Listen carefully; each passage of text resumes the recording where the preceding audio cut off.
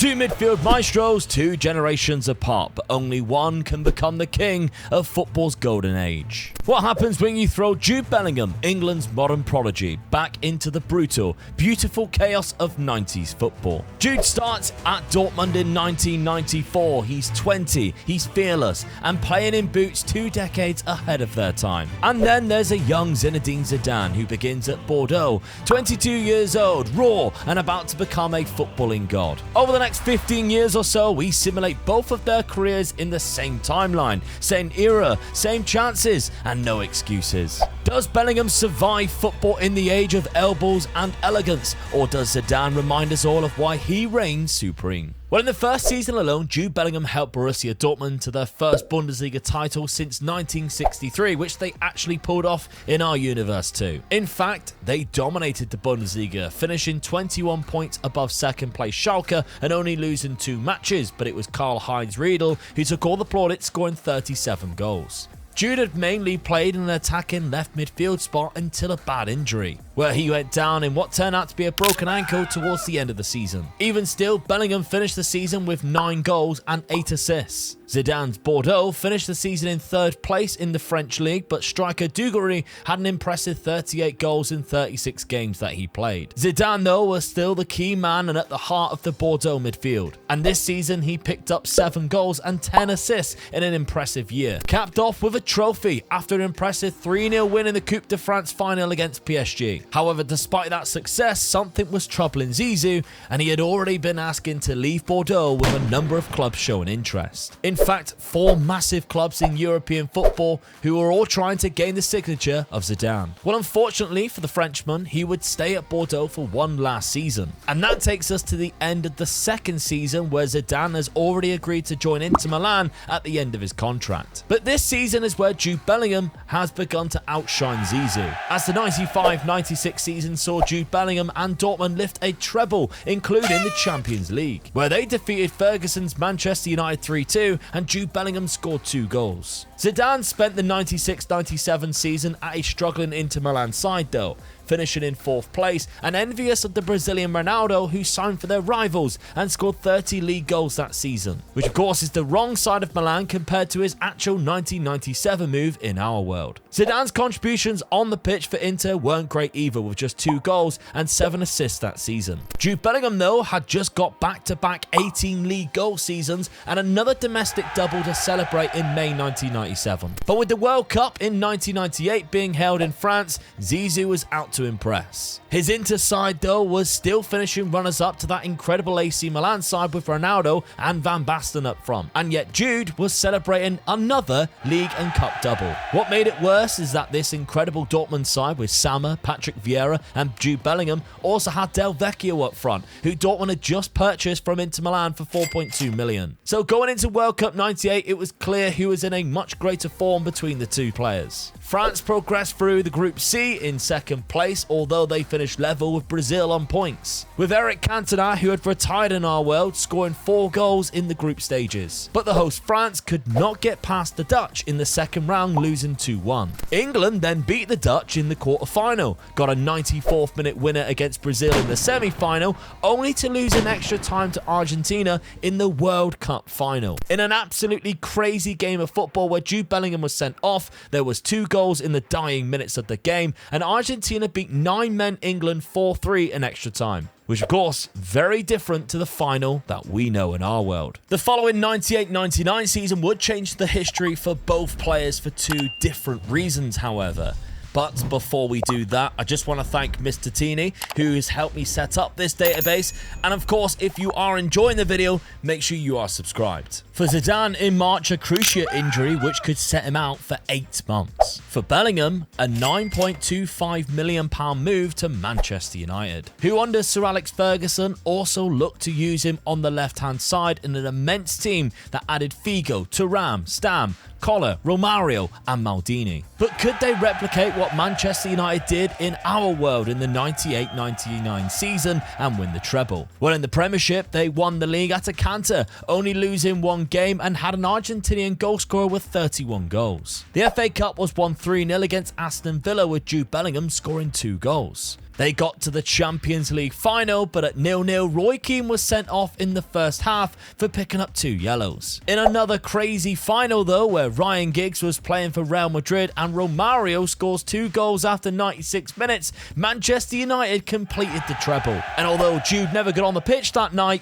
it's still a treble in his trophy cabinet. At this point, Zidane is 26 now, out injured for months, and only has a Coupe de France to show for his efforts throughout his career. Whereas Jude has just moved to the best club in Europe and already has bagged a full trophy cabinet. Zidane's main goal for the year 2000 though was to make sure he got himself fit and back playing again for France. And he had his best year despite a 3rd place finish and no trophies again at Inter. It was a domestic treble for Jude this time round as Manchester United dominated England, with Bellingham picking up 25 goals across the season with 9 assists. Not to mention, they've just signed Ronaldo from Milan for £10 million.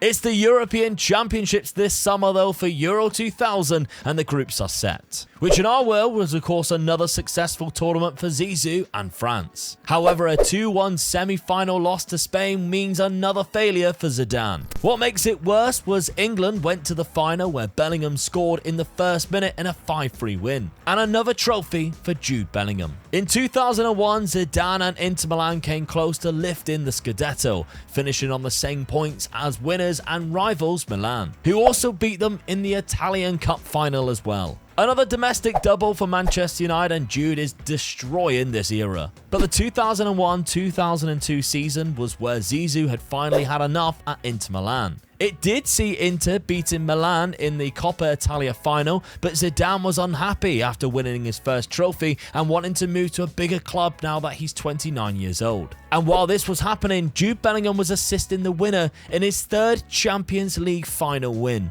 In fact, Manchester United were just 1 game away from winning everything they played in this season, only losing in the FA Cup to Liverpool after winning the Premier League again and the Coca-Cola Cup comfortably against Arsenal. Somehow though, Inter Milan managed to persuade Zidane to stay for the 2002-2003 season, and he might be glad that he did. Because after a disappointing World Cup where France was out of the 2nd round and England lost in the semi-final to Italy in Japan, Inter Milan hired Jude's old manager Omar Hitzfeld, a proven winner, to become their manager. And he operated Zidane as a secondary striker for Inter Milan, with Batistuta, who went on to score 50 goals in a season with just 45 games. They got themselves to 2 cup finals, including the UEFA Cup, where Zidane scored the opener. And Inter Milan secure a double, along with the Coppa Italia beating Liverpool 3-2. Finally, Zidane is getting the trophies that he is yearning for, while Jude Bellingham was picking up another domestic treble at Manchester United. So I found it very interesting that Zidane decided to stay at Inter Milan. Maybe there was nobody who decided to come in for him, but I hope you're enjoying this little experiment of Jude Bellingham in his era. If there's other players that you want to see, let me know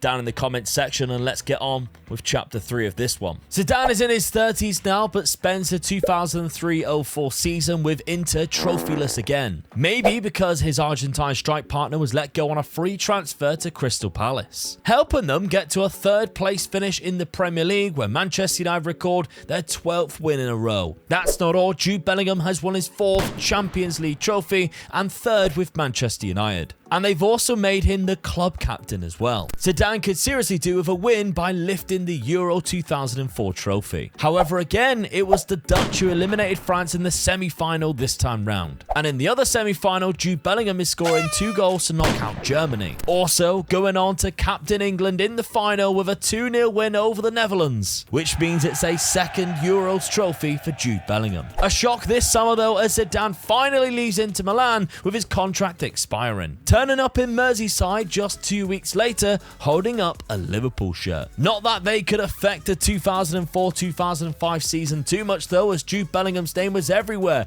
picking up 19 league assists and a 107-point Premier League season win for Manchester United. And for Jude, it's a Premier League and FA Cup double this season again. Of course, in our world, this following season would be Zidane's final year. And it wouldn't turn out to be a trophyless one for Zidane and Liverpool, as they went on to win the UEFA Cup. Bellingham, however, who is also now in his 30s, continues to win with Manchester United and claims yet another Premier League title by 18 points ahead of Leeds, with Ronaldo scoring 35 goals for them. But of course, our story ends this summer with a 2006 World Cup, where Jude and Zidane will cross each other's paths finally on the biggest stage. And that's because England and France have been drawn against each other in the same group. But would this World Cup go the same way that the one in our world did, with Zidane bowing out in style? Well, a Zidane penalty got the French a first game win against Uruguay, while Jude Bellingham scored the only goal in England's opener against Turkey. But England were top of the group after a win in their second game, while France dropped points. So the France versus England game was a very important one, and France took an early lead after just 7 minutes. England, however, fired back through captain Jude Bellingham himself scoring a cracking equaliser, but Zidane and France kept faith, and they went on to find a winner to top Group C. France then went through, defeating the Ivory Coast to progress to the quarter-finals. England then played Argentina in the second round in a much more difficult contest, and Jude Bellingham had to put them back on level terms again to score the equaliser for his nation. And in doing so, he took the game to penalties, where he scored his own, but after 5 English penalties were taken, England, as they always do, missed 3 in total and crashed out. France went on to face Japan in the quarterfinals, where Zidane scored another important goal, the extra time winner to take his nation to the semi-finals of the World Cup. And it was that Argentina side who stood in front of them, where Anelka scored early and Zidane assisted the second to send France into the World Cup final. Can Zizou end his career with a World Cup trophy? Well, once again, it's the Dutch who await him in the final, a country who has been a constant thorn in Zidane's French hopes. But the lineups were set, and Zizou was sat in his favoured number 10 position in the France lineup, while the Dutch has some scary players at their disposal, set up with a 3 at the back formation. And it's all eyes again in 2006, on the biggest stage of them all, on Zinedine Zidane. In a cagey first half, Zidane is struggling to get on the ball, but the first chance falls to France with a great run down the right hand side, and the shot is somehow saved by Van der Sar. The Dutch, with an attack on their own down the right hand side, flash one across the French goal.